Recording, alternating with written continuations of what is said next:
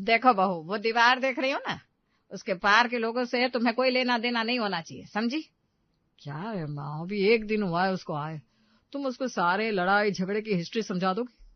लड़ाई झगड़ा? किससे, क्या बोल रहे हो? कौन रहता है दीवार के उस पार वाले घर में? अरे बहू, वो जो दीवार है ना बाहर, उसके पार जो घर है ना, उससे तुमको कोई मतलब नहीं रखना, समझी? ना बोलना, ना हंसना, ना झांकना। माझी, पर रहता कौन है? कोई पड़ोसी है? पड़ोसी? काश होते सिर्फ पड़ोसी। वो तुम्हारे ससुर के सगे भाई है, दो भाई, राकेश और सुरेश। अरे फिर तो अच्छा है ना माँ जी, परिवार पास में रहता है। हाँ, बहुत अच्छा है। इतना अच्छा है कि हम अपने घर में कैद हो गए। बेटा तुम्हें क्या बताऊं जो इन लोगों ने हमारे साथ किया है ना। माँ बस भी करो ना अब, रिया अभी कल ही आई है घर में, उसको अभी से ये सब क्यों सुना रही हो? तो क्या कल सुनाऊं, परसों सुनाऊं? अरे विक्रम, बहू घर की है, उसको पता तो होना चाहिए कि हम किन से दूर रहते हैं और क्यों। सुनो, रहने दो, ये सब पुरानी बातें हैं। बहू नई नई आई है, उसको खुश रखो, ये पुराना राग मत छेड़ो। हाँ, तुम तो यही कहोगे, तुम तो हमेशा यही कहते हो, रहने दो, छोड़ो, भूल जाओ। पर मैं नहीं भूली हूँ और ना ही भूलूंगी। माँ सच में प्लीज। अरे चुप कर विक्रम।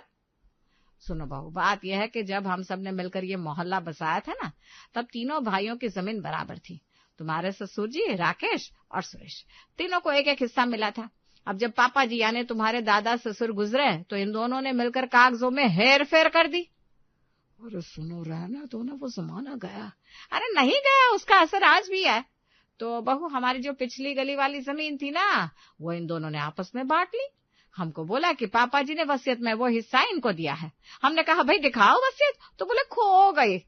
खो गई? हाँ, बिल्कुल वैसे ही बोले। और इनके पापा यानी तुम्हारे ससुर जी, इन्होंने कोर्ट कचहरी का नाम सुनकर ये हाथ खड़े कर दिए। मैं भाइयों से लड़ना नहीं चाहता था, परिवार था। परिवार था? जब उन्होंने जमीन ली तब परिवार था, और जब राकेश की बहू ने मुझे बाजार में देखकर मुंह फेर लिया तब भी परिवार था। माँ यार। और सुनो बहू, सुरेश की बड़ी बेटी की शादी में हमको बुलाया तक नहीं, पूरा मोहल्ला गया और हम घर में बैठे रहे। बताओ ये परिवार है? माँ जी, ये तो बहुत बुरा हुआ। बुरा? अरे बहुत बुरा हुआ बेटा, इसीलिए कह रही हूँ, उस दीवार के उस तरफ कदम मत रखना। उनसे मीठा बोलने की कोई जरूरत नहीं है, उनके बच्चों से खेलने की कोई जरूरत नहीं है। सुनो बहू, अभी नई है, उस पे इतना बोझ मत डालो। अरे बोझ नहीं, सच्चाई है, जितनी जल्दी पता चल जाए उतना अच्छा। मैं तो कहती हूँ बहू समझदार लगती है, खुद समझ जाएगी। रिया मन ही मन सोच रही थी, एक तरफ दीवार है, दूसरी तरफ 30 साल पुरानी कहानी है, और बीच में मैं हूँ। रात को खाना खाने के बाद रिया और विक्रम छत पर बैठे थे। विक्रम, एक बात पूछूं?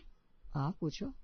वो जो दीवार के उस पार वाले हैं, काका जी और छोटे काका जी, कैसे दिखते हैं? घर में एक भी फोटो नहीं है उनकी। विक्रम थोड़ा चुप हो गया। फोटो होती भी तो माँ ने कब की फाड़ दी होती। सच में बताओ ना, मुझे बड़ी क्यूरियोसिटी हो रही है। रिया, मैं तुमसे एक बात कहूँ, माँ जो बोलती है ना, वो उनका नजरिया है, सच्चाई थोड़ी अलग है। मतलब ये कि जमीन वाले झगड़े में सारी गलती उन लोगों की नहीं थी। पापा भी उस वक्त बहुत गुस्से में थे, दोनों तरफ बातें हुई जो नहीं होनी चाहिए थी, और फिर दूरियां इतनी बढ़ गई कि अब कोई बांटना भी चाहे तो नहीं बांट सकता। और पापा जी? पापा को बहुत दर्द है। तुमने देखा नहीं, जब भी त्योहार आता है वो चुप हो जाते हैं, एकदम अंदर चले जाते हैं। भाई है उनके, सगे भाई, पर बरसों से बात नहीं। रिया चुप हो गई। उसे ससुर जी का वो चेहरा याद आया जब सास बोल रही थी और वो बस खिड़की के बाहर देख रहे थे। अगले दिन सास ने सब्जी लाने को कहा तो रिया बाजार निकल गई। मोहल्ले का छोटा सा बाजार था। रिया थैला लेकर सब्जी देख रही थी, तभी अचानक किसी ने पीछे से आवाज लगाई, बहू हो ना विक्रम की? रिया पलटी। एक गोल मटोल साफ चेहरे वाली महिला खड़ी थी, आंखें भरी हुई थी। जी हाँ। इससे पहले रिया कुछ और बोलती, वो महिला आगे बढ़ी और उसे गले लगा लिया कसकर, जैसे परसों की कोई बात हो। रिया बिल्कुल सक पका गई, समझ में ही नहीं आया क्या करे, हाथ हवा में ही रहे। खुश रहो बेटा, बहुत खुश रहो। और वो महिला आंखें पोंछती हुई चली गई। रिया वहीं खड़ी रही। दुकानदार भैया सब देख रहे थे। भैया, कौन थी ये? अरे छोड़ो दीदी, मोहल्ले की है, बहुत अच्छी है। रिया ने सब्जी ली, पैसे गिने तो 50 कम पड़ गए। भैया 50 कम है, कल दे दो। अरे बहू, आप नई बहू हो इस मोहल्ले की, कल क्या, जब मन हो दे देना, कोई बात नहीं। रिया को अच्छा लगा, मन हल्का हो गया। सोचने लगी, बाहर के लोग कितने अच्छे हैं यहाँ। घर आई तो सास रसोई में थी। माँ जी, आज बाजार में एक औरत मिली, गले लग गई एकदम से, आंखों में आंसू थे, मैं पहचान नहीं पाई। सास का हाथ रुक गया। कैसे दिखती थी? मोटी थी या पतली? गोल मटोल थी, साड़ी पहनी थी, बाल में सफेद फूल लगाए थे। सास ने करछुल रखा, घूम कर रिया को देखा। वो विक्रम की छोटी चाची है, सुरेश के घर वाली। अरे तो फिर तो। अरे कोई तो फिर नहीं, आगे से मिलना मत समझी। पर माँ जी, वो बहुत अच्छी लगी, आंखों में आंसू थे उनके। आंखों से तो मेरे भी आंसू आ जाते हैं बहू, पर हर आंसू सच्चा नहीं होता। रिया चुप हो गई, लेकिन मन में सवाल घूम रहा था। जो औरत अजनबी बहू को इतने प्यार से गले लगाए, क्या वो सच में इतनी बुरी हो सकती है? रिया ने एक बात नोटिस की थी, जब भी शाम को चाय होती, ससुर जी कुर्सी खींचकर उसी दिशा में बैठते जहां दीवार थी। चाय की चुस्की लेते और बस दीवार को देखते रहते, कुछ बोलते नहीं, बस देखते। एक दिन विक्रम फोन पर किसी से बात कर रहा था, हंस रहा था। रिया ने पूछा तो पहले टाल दिया। बताओ ना, कौन था? अरे आदित्य था, राकेश काका का बेटा, कॉलेज में साथ थे हम। यार बहुत याद आता है वो। तो मिल लो ना। माँ को पता चला तो घर में तूफान आ जाएगा। रिया कुछ नहीं बोली, लेकिन मन में कुछ चुभ गया। दीवार ऊंची थी, पक्की, बीच में एक पुरानी सुराख थी, किसी ने ईंट से बंद कर दी थी। रिया कई बार उसे देख चुकी थी। एक दोपहर जब घर में कोई नहीं था, रिया आंगन में आई, उस बंद सुराख के पास गई, हाथ लगाया तो ईंट ढीली थी। रिया ने धीरे से ईंट निकाल दी। उस पार रोशनी थी, हरा भरा आंगन, एक बुजुर्ग आदमी पेड़ के नीचे बैठे थे और उस तरफ से भी कोई सुराख के पास आया। आंखें मिली, रिया एक पल के लिए सांस रोक गई। वो बुजुर्ग थे, आंखें बिल्कुल ससुर जी जैसी। उस तरफ से आवाज आई, कौन हो बेटा? मैं रिया हूँ, विक्रम की घरवाली। उस तरफ से एक लंबी चुप्पी, फिर धीमी आवाज, खुश रहो बेटा। रिया की आंखें भर आई। दीवार वही थी, ऊंची पक्की, लेकिन उस एक छोटी सी सुराख से अब दोनों तरफ साफ दिखाई देने लगा था। रिया देर तक उस सुराख के पास खड़ी रही, मन में एक ही बात घूमती रही, दोनों तरफ के लोग अच्छे हैं। चाची ने गले लगाया, उस पार के बुजुर्ग ने खुश रहो कहा, तो फिर ये दीवार क्यों, किसके लिए? उसने फैसला कर लिया। शाम को ससुर जी हमेशा की तरह आंगन में कुर्सी लगाकर बैठे थे, दीवार की तरफ मुंह करके। चाय ठंडी हो रही थी, पर वो देख रहे थे बस। रिया धीरे से पास आई। पापा जी, एक बात कहूं? हाँ बोलो बहू। आइए ना मेरे साथ। कहाँ? रिया कुछ नहीं बोली, बस उनका हाथ थामा धीरे से। ससुर उठ गए। रिया उन्हें उस कोने तक ले गई जहां सुराख थी। ससुर की नजर सुराख पर पड़ी, एक पल रुके, फिर रिया को देखा। झांकिए ना पापा जी। ससुर ने झिझकते हुए सुराख में देखा। उस पार का आंगन था, वही पेड़, और उसी पेड़ के नीचे वो बुजुर्ग बैठे थे। ससुर की सांस रुक गई। राकेश। वो आवाज इतनी धीमी थी कि शायद हवा भी ना सुन पाए, लेकिन उस पार कान थे जो बरसों से शायद इसी आवाज का इंतजार कर रहे थे। उस पार हलचल हुई, कदमों की आहट, और फिर एक चेहरा सुराख के पास आया। कौन? भैया? ससुर की आंखें भर आई, होठ कांपे, बोलना चाहा पर आवाज ही नहीं निकली। भैया, भैया हो ना तुम? हाँ राकेश, मैं हूँ। दोनों तरफ से बस सांसों की आवाज और आंसू। भैया, कितने साल हो गए? बहुत हो गए, बहुत हो गए। रिया वहां से हट गई, दूर जाकर खड़ी हो गई, आंखें पोंछने लगी। उसे लगा ये दीवार ईंट और सीमेंट की नहीं थी, ये तो बस जिद की थी, और जिद को तोड़ने के लिए किसी हथौड़े की नहीं बस एक नई बहू की प्यार की जरूरत थी। अब रोज का एक नया नाटक शुरू हो गया था। सास बाहर जाती, ससुर जी फौरन आंगन में आ जाते सुराख के पास, और उस पार से या तो राकेश काका आ जाते या सुरेश काका। रिया बीच में दूत बन गई थी। अरे बहू, आज खाने में क्या बना? काका जी, अरहर की दाल और आलू पालक। वाह, भैया को अरहर की दाल बहुत पसंद थी, आज भी खाते हैं। ससुर मुस्कुराए। पहली बार रिया ने उनको इस तरह मुस्कुराते देखा था। और कभी कभी चाची पराठे बनाकर दीवार के उस पार से थमा देती, रिया इधर ले आती, ससुर जी चुपचाप खाते और आंखें भर आती, लेकिन ये सब सास से छुपकर। एक दिन रिया बाजार में चाची से मिली, दोनों साथ बैठ गई चाय की दुकान पर। चाची जी, एक बात पूछूं, बुरा तो नहीं मानेंगी? अरे बहू, तुमसे क्या छुपाना, पूछो। वो जमीन वाला झगड़ा असल में हुआ क्या था? चाची चुप हो गई, फिर धीरे से बोली, बहू जमीन तो बस बहाना था। असली बात ये थी कि पापा जी ने जाते वक्त तीनों भाइयों को बराबर का हिस्सा दिया था, कागजात भी साफ थे। लेकिन तुम्हारी सास को लगा कि बड़े बेटे की घरवाली होने के नाते उन्हें ज्यादा मिलना चाहिए। मतलब साफ है बहू, उन्होंने पापा जी के जाने के बाद अफवाह फैलाई कि राकेश और सुरेश ने कागजों में हेर फेर की है, जबकि हेर फेर किसी ने की ही नहीं थी। हम लोगों ने सबूत दिखाए, पड़ोसियों ने गवाही दी, पर तुम्हारे ससुर को अपनी घरवाली पर भरोसा था और वो दोनों भाइयों से अलग हो गए। रिया के मन में कुछ हिला, लेकिन उसने चेहरे पर कुछ नहीं आने दिया। चाची जी, आपने पापा जी से बात क्यों नहीं की सीधे? करते रहे बहू, दरवाजे पर आए, चिट्ठियां लिखी, पर हर बार तुम्हारी सास ने बीच में दीवार खड़ी कर दी, और एक दिन सच में दीवार बन गई। घर आकर रिया चुप रही, लेकिन मन नहीं माना। उसने मोहल्ले के पुराने लोगों से बात की, पड़ोस की काकी से पूछा, दुकानदार भैया से पूछा। सबने एक ही बात कही, बेटा गलती तुम्हारी सास की थी, लालच आ गया था उन्हें, बड़े घर की मालकिन बनना था, सारी जायदाद पर कब्जा करना था, भोले भाले ससुर को बरगला दिया। दीदी, राकेश भैया और सुरेश भैया तो बहुत रोए थे उस वक्त। भाई से बिछड़ने का दर्द था उन्हें, पर क्या करते। रिया घर लौटी, सास रसोई में थी, हंसते हुए बोल रही थी, आज खीर बनाऊंगी। रिया ने उन्हें देखा, मन में आया, बोल दूं सब आज ही सामने बिठाकर। फिर रुक गई, नहीं अभी नहीं, पहले ससुर जी के दोनों भाइयों से रिश्ता जुड़ने दो, पहले वो दीवार टूटने दो, सच्चाई तो सामने आएगी ही एक ना एक दिन। उसने सास को देखा, फिर धीरे से मुस्कुरा दी। क्या हुआ बहू, कुछ है? कुछ नहीं माँ जी, बस सोच रही थी खीर में इलायची थोड़ी ज्यादा डालिएगा। शनिवार की सुबह दरवाजे पर धमाका हुआ। मतलब? अमन आ गया, विक्रम का छोटा भाई, शहर में नौकरी करता था, महीने में एक आध बार आता, घर भर देता शोर से। भाभी, भाभी कहाँ हो, भूख लगी है भाभी।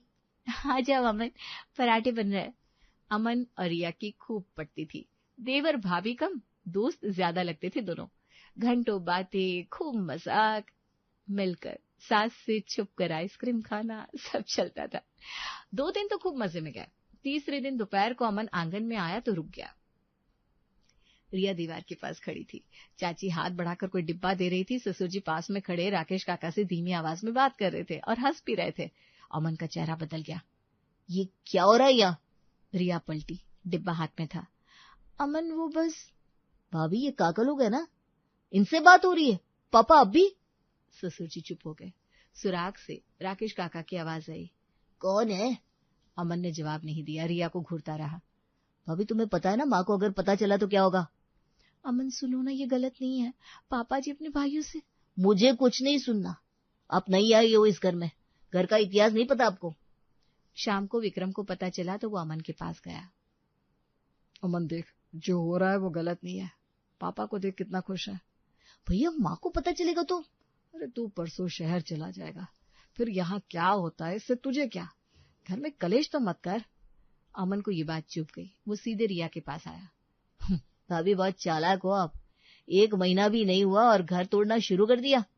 अमन चुप रहिए, माँ ने इतने साल इस घर को संभाला है, आप आई और सब उलट पुलट कर दिया। भाभी नहीं हो आप, घर के दुश्मन हो। रिया के चेहरे पर हवाइयां उड़ गई। अमन मैं माफी मांगती हूँ, पर प्लीज माँ जी को मत बताना, मैंने कुछ गलत नहीं किया। अमन कुछ नहीं बोला, पलट कर चला गया। रिया वहीं खड़ी रही, आंखें भर आई, और ससुर जी जो अभी तक पास खड़े थे चुपचाप अंदर चले गए, कुछ नहीं बोले, ना उन्होंने रिया का पक्ष लिया। रिया ने महसूस किया कभी कभी चुप्पी बुरे शब्दों से भी ज्यादा तकलीफ देती है। रात को विक्रम कमरे में आया, दरवाजा बंद किया। रिया मुझे माफ कर दो, अमन ने जो कहा वो।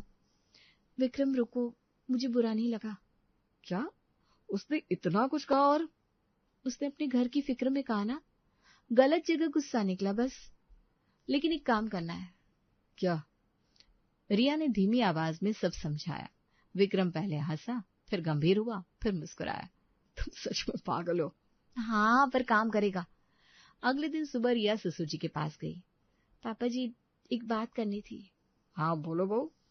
पापा जी, आप और काका अब मिलने लगे हैं ना, लेकिन ये दबे छुपे कब तक चलेगा? एक काम कीजिए, वकील बुलाइए, प्रॉपर्टी का बंटवारा कीजिए सबके सामने, दोनों भाइयों के सामने। ससुर चुप रहे। पापा जी, जब सब साफ हो जाएगा तो दीवार भी टूटेगी। ससुर ने रिया को देखा, लंबी सांस ली। ठीक है बहू। दोपहर को वकील साहब आ गए। राकेश काका और सुरेश काका भी आए। बरसों बाद तीनों भाई एक कमरे में थे। सास का मुंह लटक गया। अरे इतनी जल्दी क्या है, पहले सोच समझ लो। जीवन का भरोसा नहीं है, दोनों भाई सामने हैं, अभी कर देते हैं। अरे पर बस। वकील ने कागजात निकाले, बंटवारा शुरू हुआ। तभी ससुर ने कहा, विक्रम को ज्यादा हिस्सा मिलेगा, अमन को कम। कमरे में सन्नाटा। ये क्या है पापा, मैं भी आपका बेटा हूँ। विक्रम बड़ा है, यहीं रहता है, घर संभालता है। तो मैं शहर में नौकरी करता हूँ तो मेरा हक कम हो गया? अरे बिल्कुल गलत है ये। अमन बेटा मैं हूं ना। और फिर शुरू हुआ असली नाटक। भैया तुम भी बोलो ना, ये ठीक है क्या? हाँ ठीक है, मैं यहाँ हूँ, मैं देखता हूँ सब, तो हक तो मेरा ज्यादा बनता है। हाँ, बड़े भाई हो तो सब हड़प लो। और हमें भी ज्यादा चाहिए, बहू हूं मैं इस घर की, मेरा भी हक है। अरे बहू तुम बीच में मत कूदो। क्यों नहीं कूदू माँ जी, विक्रम का हक है तो मेरा भी है। भाभी तुम तो चुप ही रहो, तुम्हारी वजह से ये सब हो रहा है। अमान, भाभी को कुछ मत बोलो। विक्रम भाई से ऐसे बात करते? बस करो सब। लेकिन कोई नहीं रुका। आवाजें ऊंची होती गई। सास अमन के पीछे खड़ी थी, ससुर विक्रम के, और दीवार की वो सुराख खुली थी। उस पार राकेश काका, सुरेश काका, चाची, ताई सब सुन रहे थे, देख रहे थे। राकेश काका की आंखें भर आई। सुरेश देख, भैया के घर में भी वही हो रहा है जो हमारे साथ हुआ था। भाई भाई में जायदाद आ जाए तो यही होता है। तभी रिया की नजर सुराग पर पड़ी। उसने विक्रम को इशारा किया। दोनों ने एक दूसरे को देखा और मुस्कुराए। चाल काम कर रही थी। झगड़ा थमा नहीं था। अमन एक कोने में था, विक्रम दूसरे में। सास बीच में खड़ी अमन का पक्ष ले रही थी। तभी विक्रम ने धीमी आवाज में कहा, माँ एक बात सोचो, आज जो हो रहा है ना, एक दिन मेरे और अमन के बीच भी एक दीवार खड़ी हो जाएगी, बिल्कुल वैसी जैसी पापा और काका के बीच थी। कमरे में सन्नाटा छा गया। सास का चेहरा एक पल के लिए रुक गया। तभी रिया आगे आई, धीमे पर साफ शब्दों में, माँ जी आप नहीं चाहती ना कि विक्रम और अमन के बीच दीवार आए, पर क्या आपने कभी सोचा पापा जी के भाइयों की माँ भी यही चाहती होंगी। उन्होंने भी नहीं चाहा होगा कि उनके बेटों में दूरी आए। फिर वो दूरी आई कैसे? सास ने रिया को देखा। माँ जी जो आपने उस घर के साथ किया वही आज इस घर में हो रहा है, तो अब दोष किसको दे? सास के पैरों तले जमीन खिसक गई। वो कुछ बोलना चाहती थी, होठ हिले, लेकिन आवाज नहीं निकली। उनकी नजर ससुर पर गई। ससुर चुपचाप उन्हें देख रहे थे। उनकी आंखों में गुस्सा नहीं था, बस एक पुराना दर्द था जो बरसों से वहीं बैठा था। सास की आंखें भर आई।